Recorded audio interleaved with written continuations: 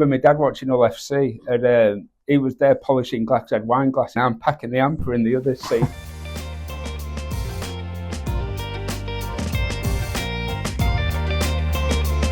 Thank you very much for coming in today for doing our Eyeweb Unplugged. You're more than welcome. Yeah, I think it'd just be interesting to sort of have a bit of a chat about two small businesses getting together and piecing together a project and it being successful as this Peach project has been so far. Brilliant. So I'm just sort of interested to know, how did you get into doing Hampers? Yeah, bit of a strange one. About 2014, I bought my mum a hamper for Christmas, and it got sent to her house, and it didn't have any sort of gift note what I thought it was adding there. So my mum and dad didn't really know who it came from. So that sparked an idea to say, why can't every gift be instantly recognisable from who it's from when you open it up? So that's why I started to try and design my own hampers for my bedroom, and then it's gone from there. And I think one of the first contracts we got was with EW, putting like a new hamper in a car boot when they sold a car. So I got that contract off that idea, and me and my dad used to pack them in the living room, and then it's gone from there really. I remember my dad watching Hull FC, and he was there polishing glass, had wine glass, and I'm packing the hamper in the other seat. I guess it's sort of grown into a bit of a family business now as well. Definitely. How did that happen? So, you just dragging them in, or basically, yeah. So obviously, our peak time's Christmas. It evolves into a bit of a beast at Christmas now. So everyone's roped in, family, friends. We've got like one of my best friends' wives comes and works. So pretty much everyone I think over the years has worked.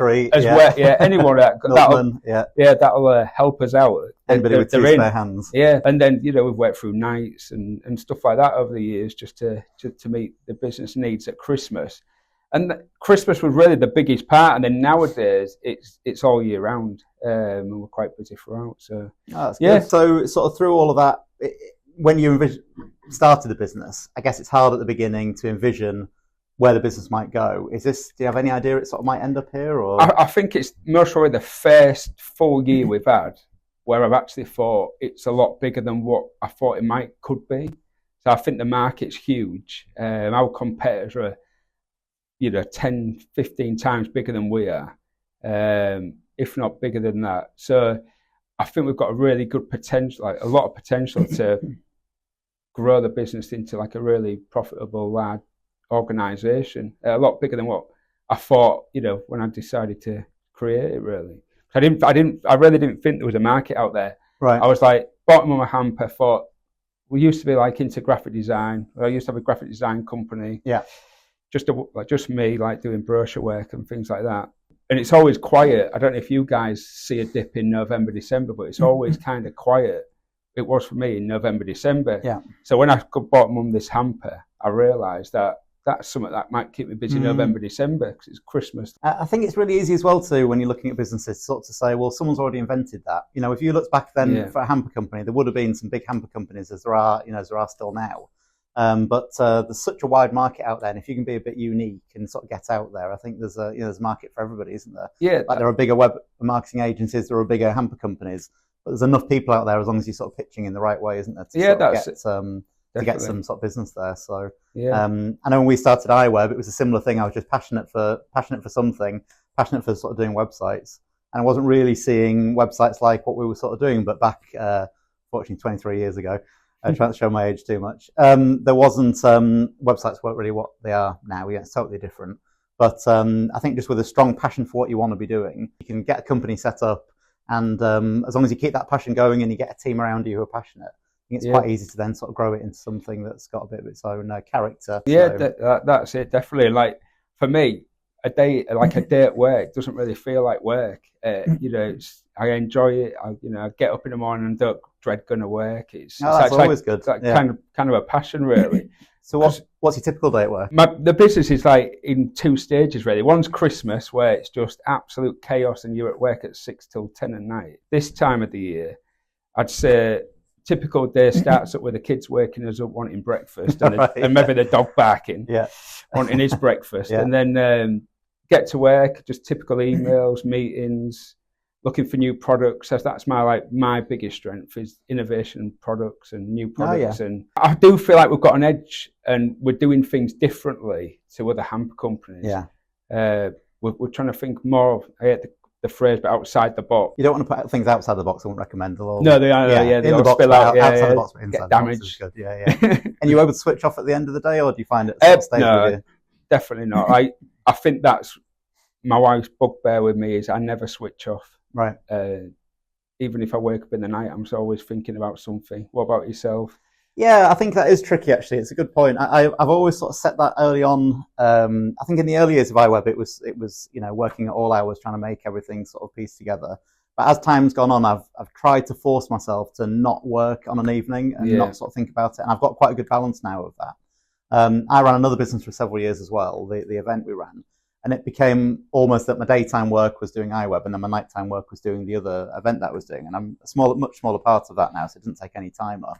So it's just quite nice being able to get home and just sort of leaving it. But I can't help checking emails and sort of seeing what's going on. And, if some idea comes up, and like you say, if you sort of see a bit of a niche where other people aren't doing something, or I'll see something that's totally randomly different, like you said earlier, where it's not even related to Hampers, but you think that'd be a good idea for us to do something, just something catchy that sort of catches people's idea. And we were talking about some social media ideas in the past. We're like, how many peaches are in a box or whatever. Just all those sorts of things get people engaged, don't they? And if you can get people on 1 year, they should keep coming back sort of several years after that. That's it. So, I mean, our return customer base is quite big. Once we get a customer, we tend to keep them. So that's one of our biggest strengths, really. And like you said before now, doing it so it's not just in December being really, really busy. It's nice to have, or November and December, the Christmas period. Yeah. It's nice to drag that out throughout the rest of the year as well. Yeah, definitely. And it'd be interesting to see how that affects Christmas this year. If you can stay open a little bit longer would be absolutely great, wouldn't it?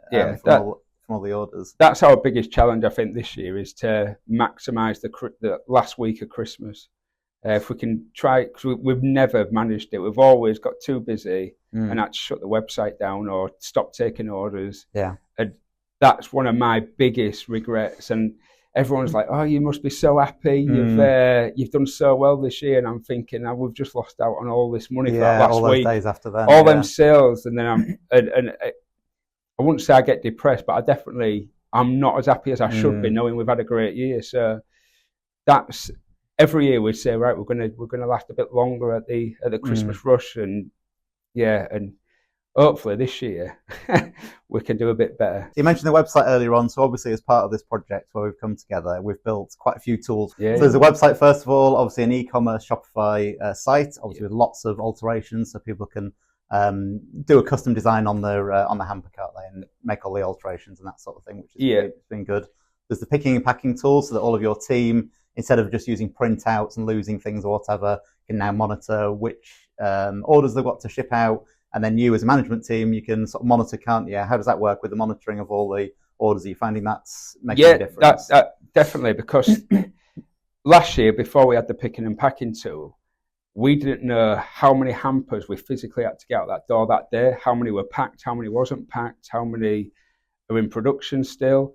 So now looking at that picking and packing tool, because you've highlighted it in such traffic light system, we can easily see how many is left to pack, how many has been packed, and then we can judge with what staff we've got, how many, what our output is. So this helps with efficiency then, I guess. Really efficient, right. Yeah. It's really helped. I'd have personally carried on taking orders this Christmas just gone. If I'd have not had that tool, I'd have just carried on, because I'd have thought. But luckily, looking at that tool, we could see we'd hit max capacity for them days. Right. So then, if we'd have carried on taking orders, last thing we want to do is let customers down, and that's what would have happened. So using the picking and packing tools really streamlined our operation, and then we can move dates that are full, where we can't get any more hampers out the door, to other dates. I really like those custom systems that we build, because they add so much sort of direct value, because you can physically see it happening. So rather than, a website's great and it's advertising the business and people call through there or whatever, but when it's an e-commerce site, you can directly see the sales. And when it's one of these systems, it's nice to think that people are actually using these with an iPad and monitoring, how things are going. Yeah. And then obviously, because it's custom, the nice thing is you can sort of have it any way that you want it to work. Whereas if you've got something off the shelf, some software that's already built, there's usually limitations. So yes, you can have it today and start using it tomorrow, sort of thing. But there's usually limitations in there, aren't there? But that's what's nice about making this custom tool. Yeah, definitely. And like you said before, with expansion plans, if we want to change that anyway to have different options in there, we can. We launched the tool, and then in the mid-peak rush, we found out that there was certain aspects of the tool that we needed to add. Yeah. So then you quickly come together and added them in while we're in peak and while the staff were using it. Scary. I know, yeah. Which is like scary, but we did it and it worked really well. I mean, there was like the tick box. People didn't have to search for the order by, scrolling up and down. They had a tick box in a search bar. That saved us hours just by adding them little features.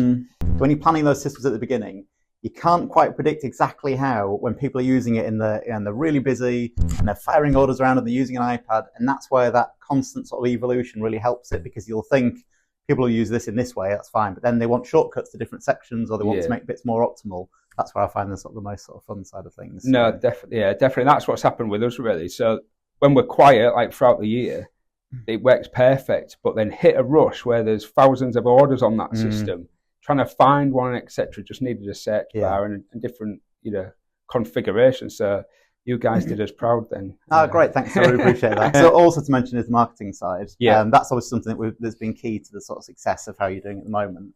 How have you found working with the team here, and what sort of aspects of marketing have you been working on? Currently working on PPC, SEO, and then there's a lot of other options, what we've talked about with Sean, about other avenues, what we might explore later on. But from a PPC and SEO point of view, it's been absolutely brilliant. Yeah, you're on Google Shopping now as well, aren't you? And Google Shopping, Google Shopping's been, a really good revelation for us, definitely. I think the nice thing there with it linking with e-commerce is it's easier to spot a sale going all the way through that funnel, right from somebody searching through Google to your shop to actually purchasing, and it's a nice sort of finished end-to-end thing. So working out that monthly return on investment makes it really easy, doesn't it? Yeah, definitely. Because generally we get a lot of corporate customers. So 85-90% of our sale would be a corporate company. So they might see us on Google initially, might find us, look on the website, but then they might ring up because they might want 100, 200 hampers. So they'd ring us up then and then place their order via email. Right. Whereas with the shopping campaign, like you say, it's just straight through the funnel and you can see exactly how much you're spending to what return you're getting. Oh, yeah. So that's good, definitely. And of all those customers, many of those customers based in Hull? It is growing. I'd say the majority of our customers have always been south-based, like London area, but we're definitely seeing more and more people order from Hull and the surrounding areas, definitely. For us, we could be anywhere. Right. I think we could be based anywhere just because we're a national, we use DPD for our deliveries, so we can send them throughout the UK, no problem. But from a personal point of view, I love Hull. I don't think I'd go anywhere else, really. So for us, it doesn't really matter. We don't see any, the only negative impact I've ever heard from Hull, it doesn't really, because we're a luxury brand. Well, they say where. Yeah. Can you repeat that? I've never heard of it. Yeah, exactly. Yeah. A lot of our competitors, like in the Cotswolds, or, where you think like luxury, whereas we're from Hull, so we're kind of a luxury brand. So when people think of luxury, they don't really associate Hull with luxury. No, I know what you're saying. If you know what I mean. So I get that, but I think it's a great city. Yeah, me too. And we're really proud of it. And we've sponsored sort of Hull-based events before, and we like to sort of get involved in the local community. And I would say maybe 90% of our clients are from Hull, so it makes a big difference for us. And I think one thing that differs between our businesses is we like a very face-to-face sort of relationship throughout the business, like I suppose like we're having now. And I've certainly found that's made it really easy with having you so nearby, just a couple of miles down the road. I can come to you to pick up Hampers or have a meeting or plan anything, or you can come here for your regular monthly meetings. Yeah. And I really like that about, especially where the office is based here, right on the side of the Clive Sullivan leading on to M62 or A63. I just think that's really handy, even if anybody is a little bit out of Hull, that they can get to us quite easily. Yeah, I mean, like for your business, I think that's really important. Like, I don't think I'd have chosen anyone from where I couldn't get to, physically, I couldn't drive to quickly. I think it's definitely a big plus you're here and we're just like a mile down the road. Yeah, exactly. And I know through the process, obviously there's ups and downs as we go through that whole process, and we had some real good gritty meetings in the middle there when we're trying to get everything to work together. And I think it made it such a difference coming in here, putting it all on the board there, Tisha coming in as well, chatting through all the different elements and sort of doing it face to face and then leaving. I find that's been a real advantageous, whereas over emails or calls, it's just not quite as good as that's it. And like we come in here like for monthly meetings, etc. And there's different ideas flying about. We find new products. We're talking about how generally how the week's been and how the sales are going, and it seems to bounce off each other. Where when through emails, it's just a bit sterile, isn't it? But from a business point of view, it doesn't like I say, most people just order online. They don't know we are. They don't really know where we are or based, and I suppose we'll kind of want to change that. I suppose. Yeah, that's good. Yeah. So going back to when we first sort of met in the pub with John a long time ago, as we did. What sort of made you choose Eyeweb? So I think obviously John's recommendation was great. I thought you were really good, Paul. I thought you came across real well, like personable. Knew what he was talking about was main. So then I think from there we started to use the SEO and use Sean to look after the SEO side of us and the pay-per-click. From that we decided to build the website, and I just thought Eyeweb was a perfect fit for us. You'd kind of done everything we needed in the past, so you had the experience there. You was local, so you was just down the road, and it just seemed a perfect fit for us to expand our range and move forward, really. I think that's, which is sort of ties in the whole point of this podcast. It's quite nice that a couple of small businesses can come together. We've each got our own experiences, and they've sort of been different along the paths and along the ways of getting to where we are sort of today. But it's nice that those two teams can kind of come together. You've met all of our team here. We've met your team, some of your family. Yeah. And it's nice that those two teams can come together using the skill sets that they've got and make something really successful. I mean, like you say, last year you felt was the first year the business had got to a certain size where it's bigger than you sort of ever thought it might sort of get to. Yeah, definitely. Kind of nice. We're really sharing that success. It's really nice enjoying watching businesses and the work, the hard work that we're doing leading to sort of coming to fruition and, leading to some success, which is always nice to see. Yeah, and the fact you can come to the warehouse, look round and then take like the plan we had, and then come back with a plan of yourself, what you based on looking around the warehouse and looking at our infrastructure. We love coming down there and sneaking a bottle of wine when you're not. Yeah, exactly. It's really good. Yeah, there's always some mince pies. Of them there. There's always mince pies. I've heard you've got loads. Yeah, so that's always a big bonus, because I think, especially in like our industry, you actually need to be there to look and see what you're doing, to actually create the plan to move forward into all these tools you've created for us. Yeah, exactly. I mean, when we planned the picking and packing tool, we came down, didn't we? When we looked at what you're doing at the moment, because again, you've got to work a tool around how the people actually work. You can't just say, right, forget everything you've done. Now this is the new way, and it's alien to them, because people have a familiarity with doing the work for you. And also, like you were saying before, when you're hiring, when you're growing the team over Christmas and you're getting extra team members in, they may only be in for several months or a few months or a few weeks even. It needed to be a tool that they can use really easily and simply, and get to grips with it pretty quickly. So and definitely all the tools we've introduced have been user friendly. They've saved us hours and hours of admin time. Picking and packing tool, that was one of our jobs. What took hours a day just to make sure the hampers were going out on the correct day. So that's took all that off us. So it streamlined the company. So from that point of view, it's been excellent. Great, that's really good to hear. What's your favourite item in a peach hamper? Anything with alcohol in. Funny enough, I entered booze as well, so there's a commonality there. Describe your business in 3 words. I'd say fun, exciting, and innovative. Well, I tried to answer the same question. I went for small, adaptive team. So I don't know if that sort of sums it up a little bit. So if you could collaborate with any business, you got any new customer calling you on the phone, who would you like it to be? I suppose it's not a business, but I'd love to work with Peter Jones. If he came with one of his businesses, we've got a bit of a collaboration going. I'd love to do something with him. You'd love to accept 1 million for 1% of the business. Exactly. Yeah. Wouldn't we all? I just, the way he holds himself and his ideas and. Yeah, I just think that would be that'd be a good idea, actually. Yeah, especially if he came in not just to buy a hamper, but to sort of be part of the business. That'd be really good. Yeah, definitely. So I thought about this for a while, and I think for me personally, it would be to work with an F1 driver or an F1 team. It's a big passion of mine. Yeah. And we've done sports people's websites before, so we did Luke Campbell's website, we did Kyle Edmund's website, and I'm really keen to eventually one day, you never know, work with an F1 driver. So that would be awesome, wouldn't it? Fantastic. Yeah. So a couple of questions left then. So what is the most unique product or project you've worked on? The most special one to me, I think, is my daughter's invention. So sounds interesting. Yeah, so it was a school holiday. We didn't have any childcare, so me and my wife brought Tilly in for the day, and she sat there, and how old was she? She'd have been about 2.5, 3 years old, and she wanted to pack some hampers, so we put her a load of hampers on the floor, and she started packing them in the office. And she just came up with it. She was like, I think you should do a Christmas tree hamper. And I was like, what? That's brilliant. What a great idea. I never thought of that. And because we've got all the tools to do that in-house, we created a design and we did like a Christmas tree themed hamper, which comes in a Christmas packaging box. We did that, and that was the best seller this year. Really? Yeah. No way. So creating that from our idea was it's quite what special. Was her percent? What was her commission percent? Well, she's got You can't have that one. And in 10 years' time, when she understands what that means, will be a lawsuit. I put some money into our care home fund, so she don't have to look after us. So you can unlock that later. Yeah, exactly.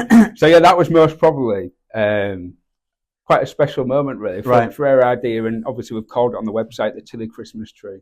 And people bought into that idea at Christmas. They're quite like a personal touch in a way. Yeah, they're quite the story behind it. You have to get a signature on the back. I know, I should do something. Yeah, good idea. Zero commission on that. I think the most interesting projects that we've ever worked on that's a bit out there. We once did a project for a company that was restoring an old aeroplane called the Blackburn Beverley, which is an old aeroplane that was at Fort Paul. Massive thing, a double-decker plane. And the guy, really interesting character from South Africa, and he was converting it into an Airbnb with a hot tub inside it. Nice. Now, the project, I don't think quite got to the end, but we got to, certainly from our point of view, we built the website and did some marketing with him at the point. But he had some amazing ideas, and he had another company that was doing some renders of it, showing this incredible plane with a hot tub in the front, and everything would have just been, that'd have been somewhere I'd like to have gone to stay. But yeah, so I say, unfortunately, I don't think, I think politics got in the way of all of it after a while. Yeah. But it was an interesting one to start. Wow, so, that does sound cool. Yeah, cooler than mine. So just as a final question then, are you a morning person or a night owl? Definitely a morning person. Really? Yeah. Tucked up in bed by 10. Oh, really? You go to bed early, right? Yeah. I'm not, I'd rather be up in the morning than late at night. Maybe 10 years ago, I'd have told you a different answer. Right. Not anymore. It's the kids that I imagine that'll make a difference, yeah. Yeah, my kids are a bit older now, so yeah. No, I'm definitely a night owl. I just get hooked into people making stuff on YouTube. I can't get enough of it. So that's my late night. You're looking at reels. My late night watching. Oh, I mean, I don't just endlessly. I'm not doom scrolling. I like to watch 3D printing stuff and woodwork stuff and all that sort of stuff. I can't get enough of all that. So just to finally say, thanks very much I know you're really busy at the moment. So thanks very much for taking the time to come in. No, my pleasure. Thanks for having me. Yeah, thanks very much. Cheers. Thank you. Tom. So if anybody wants any more information on Hampers, what website can they go to? peachhampers.co.uk. And if anybody wants any marketing or a website, you can obviously go to eyeweb.co.uk. Thank you very much. Cheers.